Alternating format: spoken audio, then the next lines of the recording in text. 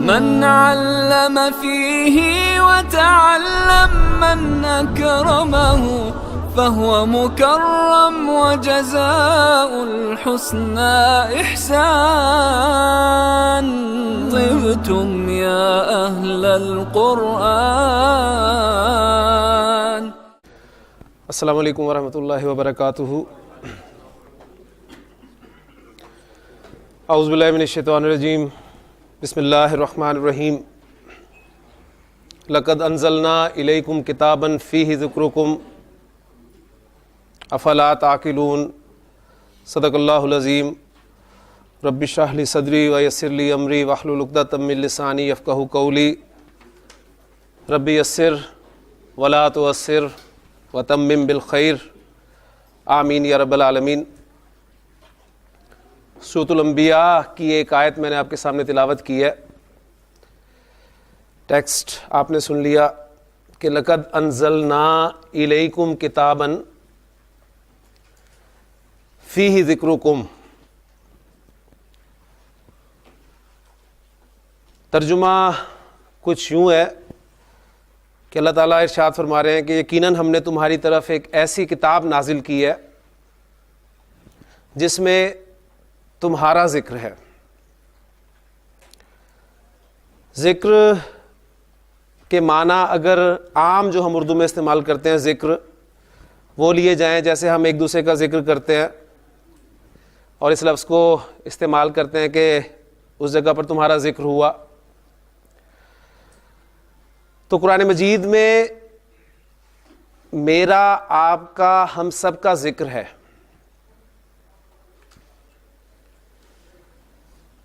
اور اگر ذکر کے معنی نصیحت کے لیے جائیں جیسے کہ وَلَقَدْ يَسَّرْنَا الْقُرْآنَ لِلذِّكْرِ کے حوالے سے بات ہو چکی ہے، تو اس وقت اس کا ترجمہ کچھ یوں بنے گا کہ یقیناً ہم نے تمہاری طرف ایک ایسی کتاب نازل کی ہے جس میں تمہارے لیے نصیحت ہے.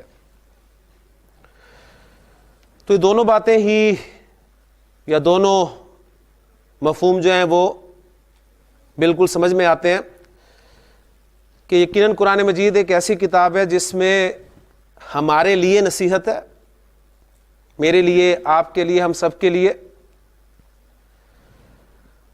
اور قرآن مجید ایک ایسی کتاب ہے جس میں میرا آپ کا ہم سب کا ذکر ہے. اور قرآن مجید میں میرا آپ کا ہم سب کا ذکر کہاں ہے، اس کی ایک ایگزامپل کل ہم نے یہاں پر دیکھی تھی سورۃ الحاقہ اور سورۃ الانشقاق کی آیات کے حوالے سے کہ وہ کس کا ذکر ہے. وہ میرا آپ کا ہم سب کا ہی ذکر ہے اور یقیناً وہ ہمارے لیے نصیحت بھی ہے. اب ہمیں اپنا ذکر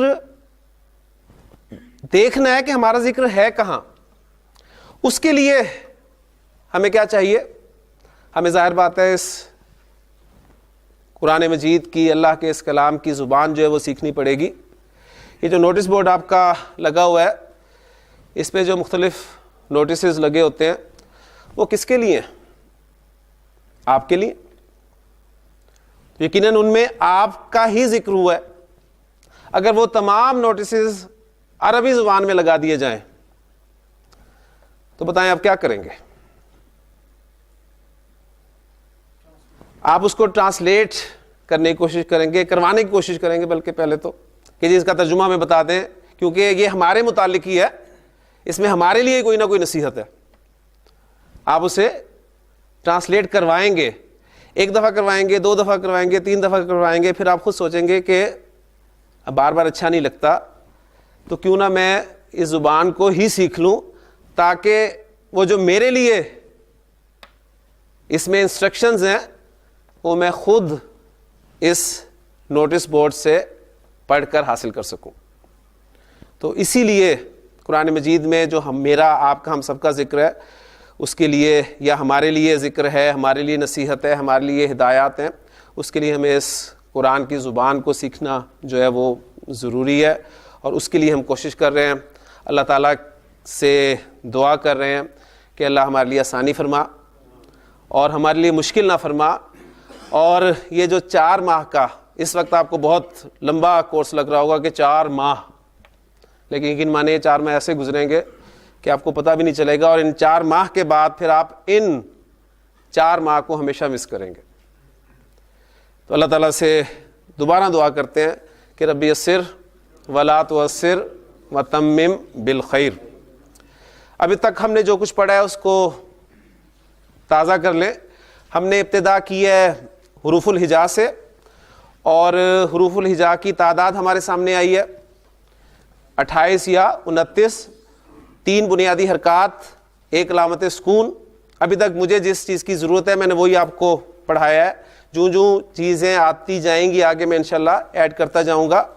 اس دوران حمزہ اور الف کا فرق، وہ جو 28 اور 29 حروف کا اختلاف ہے، اس حوالے سے ہمارے سامنے حمزہ اور الف کا فرق بھی آ گیا۔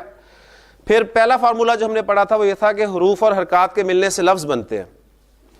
پھر لفظ کی 2 اقسام ہمارے سامنے آئی تھی، با معنی اور بے معنی۔ با معنی لفظ کو ہم نے کلمہ کہا تھا، اور پھر کلمہ کی ہم نے 3 اقسام دیکھی تھی، اسم، فعل اور حرف۔ اس کے بعد ہم نے ان کی مختصر ڈیفینیشنز جو ہیں وہ اپنے سامنے رکھی تھی کہ ہمارے پاس جو معلومات ہیں ان 3 کیٹیگریز کے حوالے سے وہ کیا ہیں، تو الحمدللہ وہ ہمارے سامنے آ گئی تھی۔ پھر ہم نے باقاعدہ اسم کو شروع کیا تھا، اور اسم کے بارے میں پہلی بات جو ہمارے سامنے آئی تھی وہ یہ آئی تھی کہ عربی زبان میں کسی اسم کو صحیح طریقے سے سمجھنے کے لیے اسے جملے میں کسی ترکیب میں استعمال کرنے کے لیے، چاہے وہ بولنے میں ہو چاہے وہ تحریر میں ہو، مجھے اس کے بارے میں 4 باتیں معلوم ہونی چاہیے۔ وہ 4 باتیں کون کون سی ہیں؟ جنس کا مجھے پتہ ہونا چاہیے، اور جنس سے مراد اسم کا مذکر یا مؤنث ہونا ہے۔ مجھے پتہ ہونا چاہیے کہ میں ایک اسم کو اردو سے عربی جملے میں ٹرانسلیٹ کرتے وقت استعمال کر رہا ہوں، تو اس اسم کا عربی زبان میں استعمال جنس کے اعتبار سے کیا ہے، اس کا استعمال مذکر ہے یا مؤنث ہے، اور مذکر مؤنث میسکولین فیمنن یہ آپ بچپن سے پڑھتے آ رہے ہیں اردو اور انگریزی گرامر میں، تو انشاءاللہ تعالیٰ اب عربی میں آپ کے سامنے جو ہے یہ کانسیپٹ آئے گا اور تفصیل سے ہم اس کو پڑھیں گے۔ پھر ہمیں اسم کے حوالے سے جو دوسرا پہلو اس کا معلوم ہونا چاہیے وہ ہے عدد کا، اور عدد سے مراد نمبر یعنی واحد جمع، یعنی اردو میں ہم واحد جمع، انگریزی میں سنگولر پلورل، لیکن عربی میں عدد جو ہیں وہ 3 ہیں۔ تفصیل سے ہم پڑھیں گے جب ہم اس ٹاپک کو شروع کریں گے، لیکن عربی زبان میں 1 کے لیے واحد استعمال ہوتا ہے، 2 کے لیے مثنیٰ، ٹھیک ہے۔ اس وقت جب میں آپ کو پڑھاؤں گا مثنیٰ تو پھر بتا دوں گا تثنیہ اور مثنیٰ کے حوالے سے، بہرحال آپ اسے تثنیہ بھی کہہ سکتے ہیں، اور 2 سے زیادہ کے لیے عربی زبان میں 3 کا جمع کا جو عدد ہے وہ استعمال کیا جاتا ہے۔ اس کے بعد تیسری چیز جو تھی اسم کے حوالے سے وہ تھی اسم کی وسعت، اور وسعت ویسے آپ کو لفظ مشکل لگے گا، لیکن جب میں نے آپ کے سامنے 2 الفاظ رکھے تھے کہ اسم کا نکرہ یا معرفہ ہونا، اور نکرہ معرفہ سے مراد ڈیفینٹ یا انڈیفینٹ ناؤن ہے، تو بات بالکل کلیئر ہوگی۔ تو جب تک مجھے اسم کا نکرہ یا معرفہ ہونا پتہ نہیں چلے گا میں اس اسم کو جملے میں صحیح طریقے سے استعمال نہیں کر سکتا۔ اور یہ ٹرم جو وسعت کی استعمال کی گئی وہ اس لیے کی گئی ہے کہ نکرہ اسم کی وسعت بہت زیادہ ہوتی ہے۔ آپ سب مرد ہیں، لیکن آپ میں سے اسماعیل کتنے ہیں؟ آپ میں سے زید کتنے ہیں؟ آپ میں سے ابراہیم کتنے ہیں؟ تو مرد وسعت زیادہ ہے، لیکن آپ دیکھیں گے کہ زید آپ میں سے شاید کوئی ایک آدھا نکل آئے اور شاید نہ آئی ہو۔ تو اسم کی وسعت کے اعتبار سے یعنی اس کے نکرہ یا معرفہ ہونے کے اعتبار سے بھی جو مجھے پتہ ہونا چاہیے۔ اور چوتھی اور سب سے اہم چیز اسم کے بارے میں جو مجھے پتہ ہونی چاہیے وہ ہے اسم کا اعراب۔ اور اعراب جیسے ہی میں آپ کے سامنے لفظ بولوں گا آپ کے ذہن میں فوری طور پہ جو چیز آئے گی وہ آئے گی حرکات. اس لیے کہ ہم جو سوال حل کرتے آئے ہیں ابھی تک, جو ہمارے پیپرز میں آیا کرتا تھا کہ اعراب لگائیے, تو ہم کیا کرتے تھے, یہی حرکات ہی لگاتے رہتے تھے اور سوال میں 10 نمبر جو ہے پورے لیتے آئے تھے. لیکن یہاں پر ہمیں اپنا کنسیپٹ جو ہے وہ ذرا چینج کرنا پڑے گا کہ زیر زبر پیش اصل میں حرکات ہیں. اعراب کیا ہے پھر؟ تو آج ہم اعراب سے ہی شروع کر رہے ہیں, اس لیے کہ جنس مذکر مؤنث ہونا, واحد جمع ہونا, نکرہ معرفہ ہونا, اس کے بارے میں ہمیں اردو انگریزی میں کچھ پتہ ہے. لیکن اعراب کے حوالے سے جو ہمارا کنسیپٹ تھا اردو میں, اسے ہم نے درست کرنا ہے. اور اعراب اصل میں ہے کیا, انشاءاللہ تعالی آپ کو ابھی سمجھ میں آ جائے گا.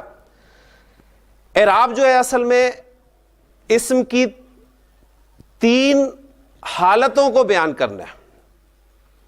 اسم کا سٹیٹس ہے, اسم کی جملے میں یا کسی ترکیب میں حیثیت ہے. اب یہ اسم کا سٹیٹس ہے, حیثیت ہے, اس سے کیا مراد ہے؟ اس کے لیے ہمیں تھوڑا سا جو ہے وہ بورڈ پر جا کر تفصیل سے سمجھنا پڑے گا. تو انشاءاللہ تعالیٰ آج آپ کو یہ اعراب کا مسئلہ بھی حل ہو جائے گا. اور قرآن مجید سمجھنے کے لیے یا عربی زبان سمجھنے کے لیے سب سے اہم جو پورشن ہے ذہن میں رکھیے گا کہ وہ اعراب کا ہے. اگر آپ کو اعراب سمجھ میں آ گیا تو انشاءاللہ تعالیٰ آپ کو قرآن مجید کا بہت بڑا حصہ سمجھ میں آ جائے گا. انتہائی دلچسپ ہے, اور آج آپ محسوس کریں گے کہ واقعی ہم عربی اب جو ہے وہ پڑھنی شروع کر رہے ہیں. ابھی تک تو 2 دنوں میں ہم نے اپنی وہی چند جو باتیں ہمارے علم میں پہلے تھیں ان کو ہی تازہ کیا ہے. تو آج ہم آغاز کر رہے ہیں اعراب سے. اعراب جیسے کہ میں نے کہا کہ اسم کا سٹیٹس ہے, کسی جملے میں اسم کس حیثیت سے استعمال ہو گیا. تو اس حوالے سے آپ الحمدللہ انگریزی میں اس چیز کو جانتے ہیں. انگریزی زبان میں آپ نے ایک لفظ پڑھا ہوا ہے انگریزی گرامر میں, کیس.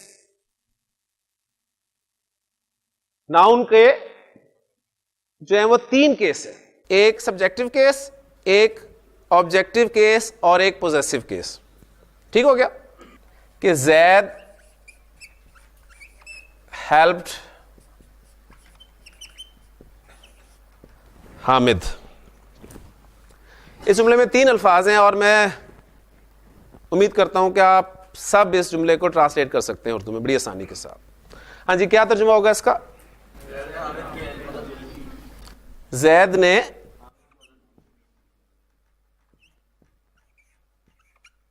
حامد کی مدد کی.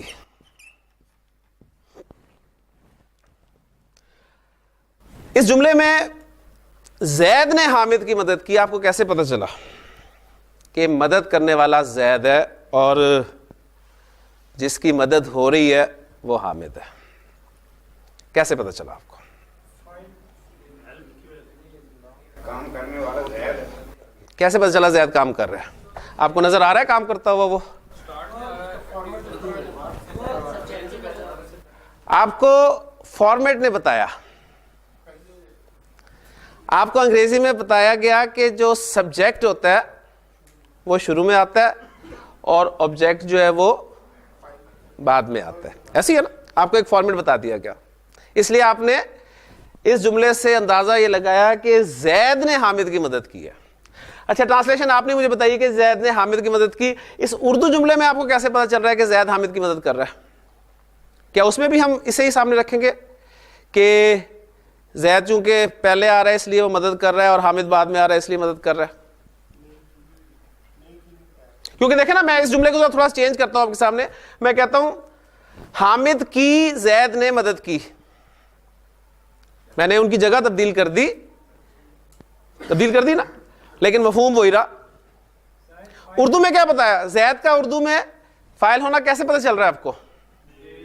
نے.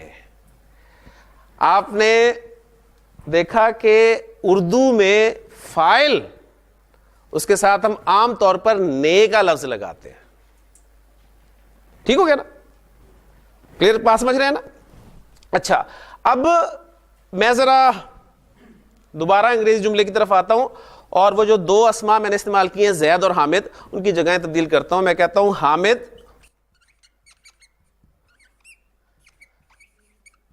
ہیلپڈ زید. ترجمہ لکھوائیں ذرا اس کا. حامد نے زید کی مدد کی. تو جو بات ہم نے دیکھی تھی وہ بالکل ایسے ہی ہے کہ انگریزی میں ہم نے دیکھا ہے جو پہلے آتا ہے وہ سبجیکٹ ہوتا ہے اور جو بعد میں آتا ہے وہ آبجیکٹ فارمیٹ ہمیں بتا رہا ہے. اردو میں ہم نے دیکھا کہ اب نے کس کے ساتھ لگ گیا؟ حامد کے ساتھ لگ گیا, لہٰذا وہ کام کرنے والا ہو گیا. کلیئر ہوگی نا بات؟ اچھا اب میں تیسرا جملہ آپ کے سامنے لکھ رہا ہوں.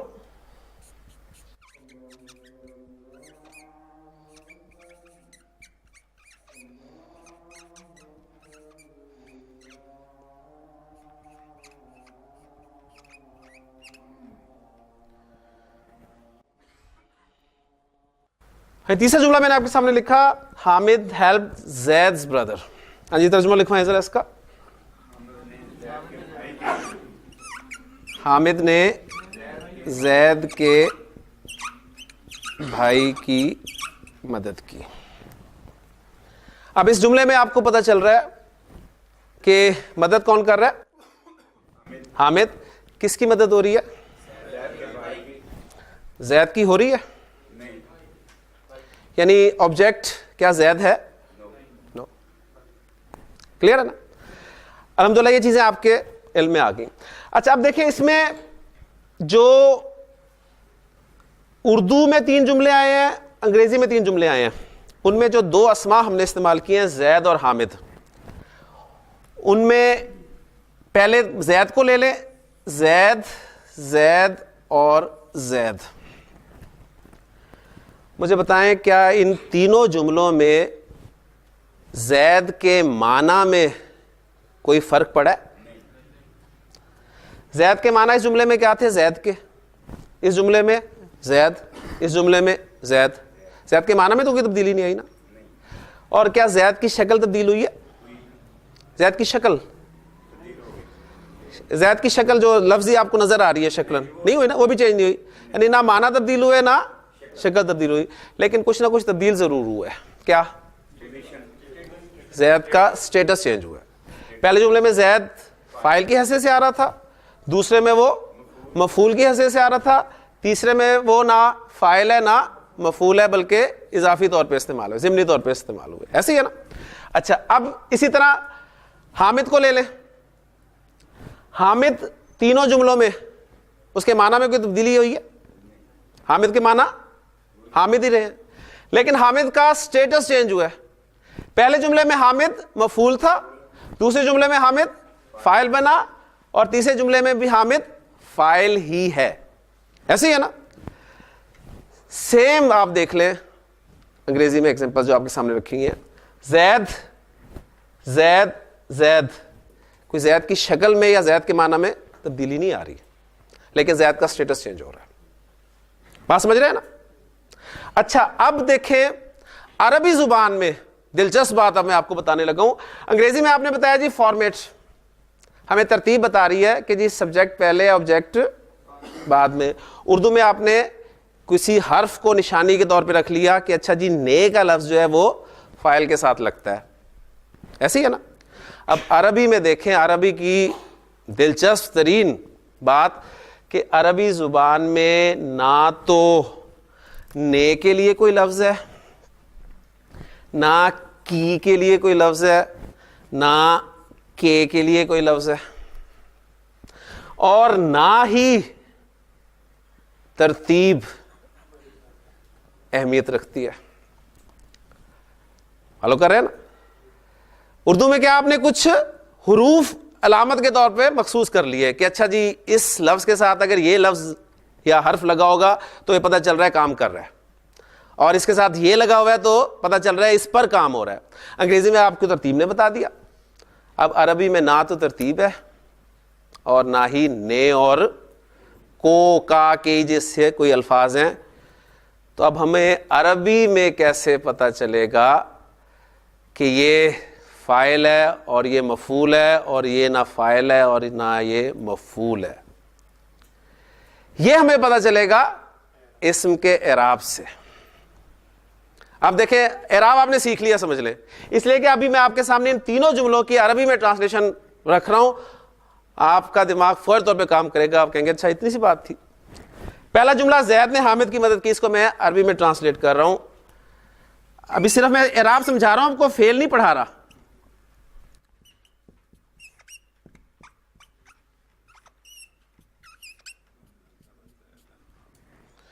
نصر زید حامدن.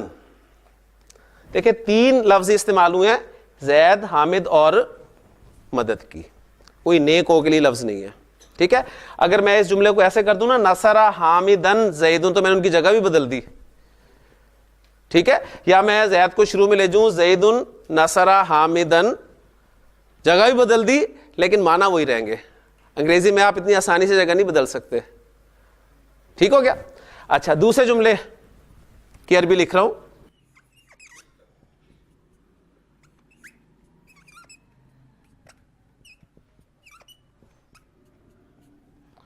نصر حامد زیدن. اب آپ کا دماغ جو ہے وہ چلنے لگ گیا ہوگا. آپ نے ایک پکچر بنا لی کہ اچھا یہ کون سٹیٹس جو ہے وہ بدل رہا ہے، کس چیز سے اس اسم کا سٹیٹس بدلا جا رہا ہے. اندازہ ہو رہا ہے نا، اندازہ ہو رہا ہے نا. اچھا اب دیکھیں تیسرے جملے کو ٹرانسلیٹ کر رہا ہوں.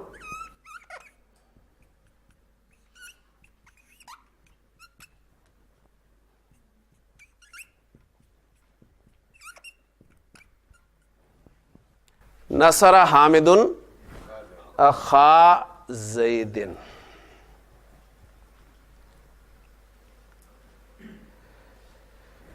تو اعراب کی ڈیفینیشن پہلے سمجھ لیں. یعنی یہ پہلے میں نے آپ کو بتا دیا کہ اعراب کا ہمیں فائدہ کیا ہوگا. اعراب کی ڈیفینیشن یہ بالکل سادہ سی ہے کہ معنی کی تبدیلی کے بغیر، وہ جو میں نے ایگزامپل دی، معنی کی تبدیلی کے بغیر اسم کی حالت، ٹھیک ہے، اسم کی حالت کی تبدیلی جو ہے وہ اعراب کہلاتی ہے سمپلی. تو زیر زبر پیش، اس سے آپ نے بالکل دھوکہ نہیں کھانا.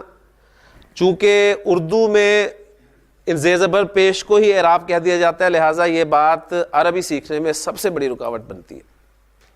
اس لیے اس کنسیپٹ کو کلیئر کر دیں کہ زیر زبر پیش حرکات ہیں اور چیز ہے، اعراب اور چیز ہے.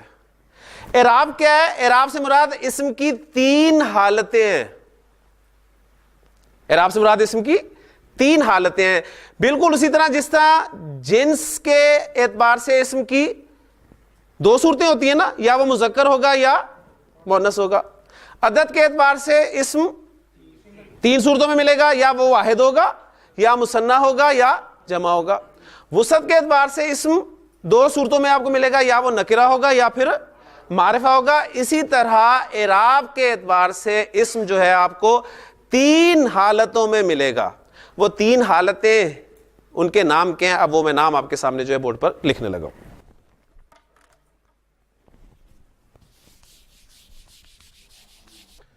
اسم اعراب کے اعتبار سے یا تو آپ کو حالت رفع میں ملے گا،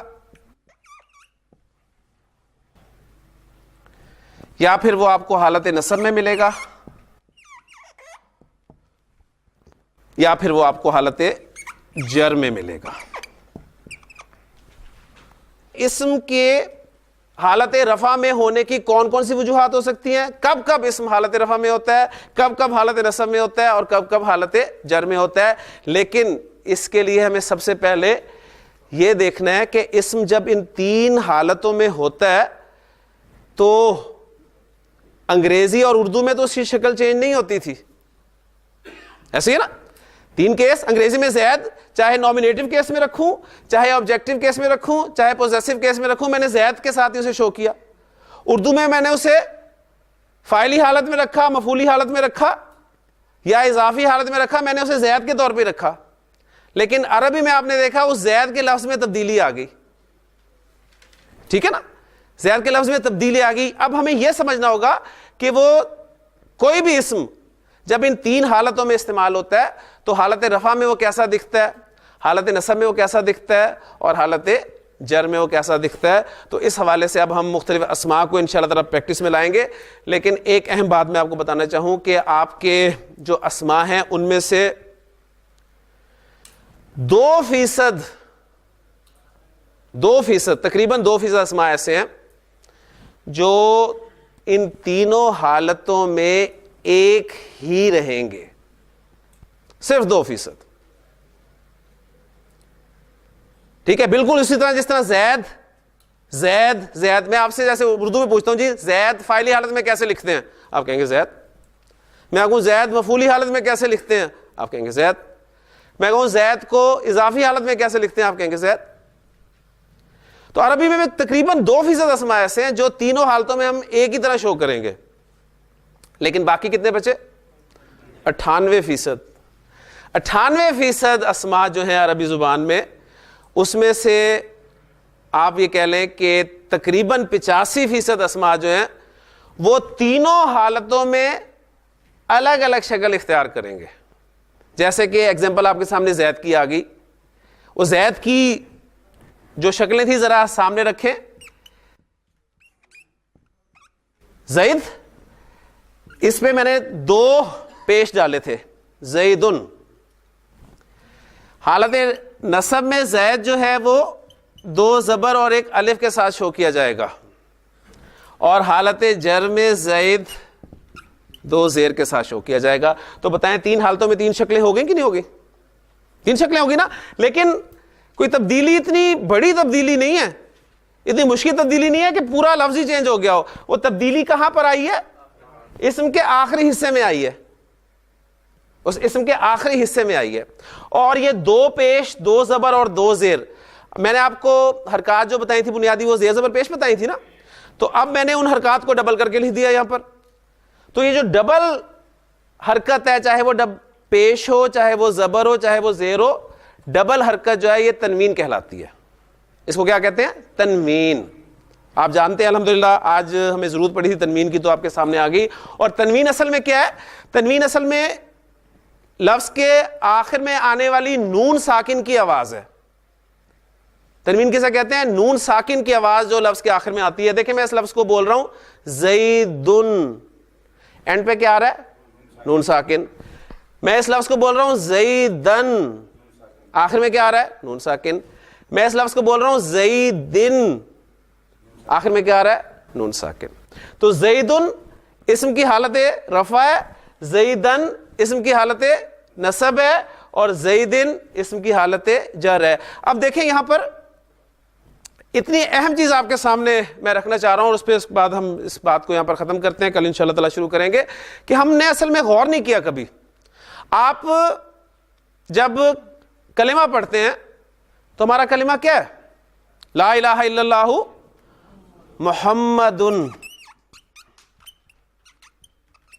محمد رسول اللہ.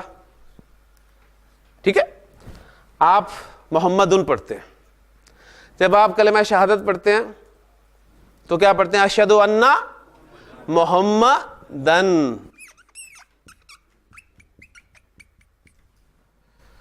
اور جب آپ درود شریف پڑھتے ہیں تو کیا کہتے ہیں؟ اللہم صلی علی محمدن. مجھے بتائیں کیا اس محمد کے معنی میں تینوں جگہ پر تبدیلی آتی ہے؟ محمد صلی اللہ علیہ وسلم کلمہ میں بھی وہی معنی ہے, کلمہ شہادت یا اذان میں بھی وہی معنی ہے, درود شریف میں بھی وہی معنی ہے. اسم کے معنی میں تبدیلی نہیں آئی, لیکن اسم کا سٹیٹس تبدیل ہوا ہے, حالت تبدیل ہوئی ہے. اور تینوں جملوں میں آپ دیکھ لیں کوئی فعل بھی نہیں استعمال کہ آپ کہیں گے پہلے میں فاعل آ گیا دوسرے مفعول آ گیا. تو اس سے پتہ چلا کہ اسم جو مختلف اعرابی حالتوں میں ہوگا اس کی ایک سے زائد وجوہات ہو سکتی ہیں. تفصیل سے انشاءاللہ تعالی یہیں سے سبق کو ہم کل شروع کریں گے. تو آج آپ نے محسوس کیا ہوگا کہ آج عربی الحمدللہ شروع ہو گئی ہے ہماری, تو انشاءاللہ تعالی اسی طرح ہم آہستہ آہستہ لے کے اس کو چلیں گے. سبحانک اللہم و بحمدک, اشہد ان لا الہ الا انت, استغفرک و اتوب الیک. من علم فيه وتعلم من أكرمه فهو مكرم وجزاء الحسنى